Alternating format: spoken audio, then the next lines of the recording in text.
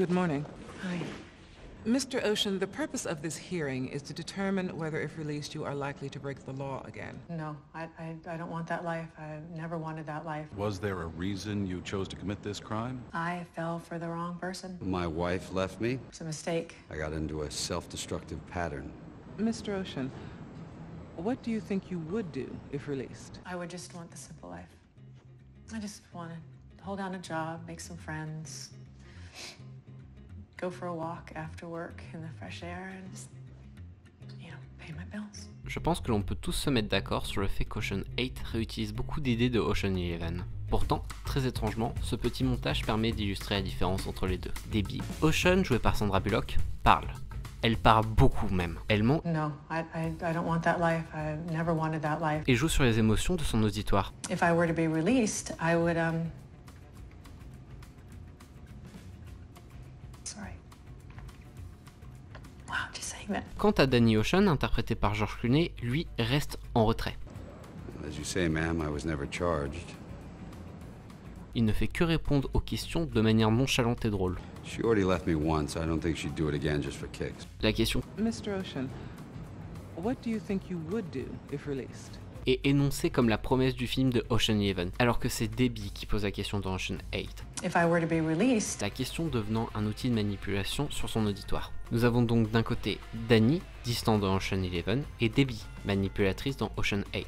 Et ces différences, eh bien, elles sont bien. Cette première scène nous fait donc comprendre que dans la forme c'est toujours le même film. Un film de casse avec un ou une repris de justice. Mais dans le fond, ce ne sont pas les mêmes personnages. Pas uniquement parce qu'ils ne sont pas joués par les mêmes acteurs et qu'ils n'ont pas le même genre, mais bien parce qu'ils ont deux personnalités différentes. Toujours le même concept, mais pas exactement le même film. C'est ce que nous a habitué les films Ocean jusqu'à présent. Une réinvention, qu'elle soit visuelle, scénaristique. Pourquoi j'ai dit tout ça? Pour que vous compreniez ce que j'entends par ne pas comprendre son concept. Ce n'est pas parce qu'il y a des modifications que le film n'est pas bien. Non, le problème c'est justement ce qu'il reprend mais réutilise mal. That necklace is valued at over $150 million. Well, I'm not really a numbers person. Oui.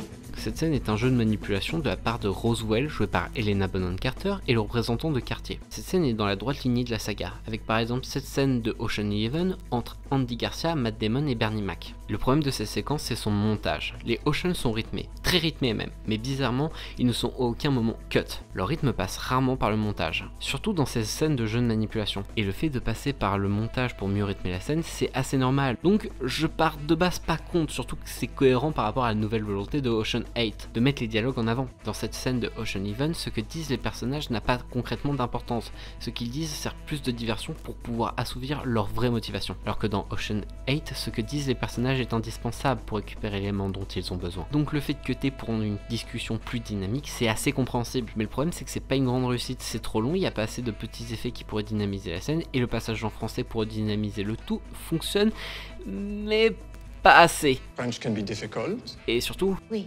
ok, ce que j'ai dit avant peut être du chipotage, mais ce Oui.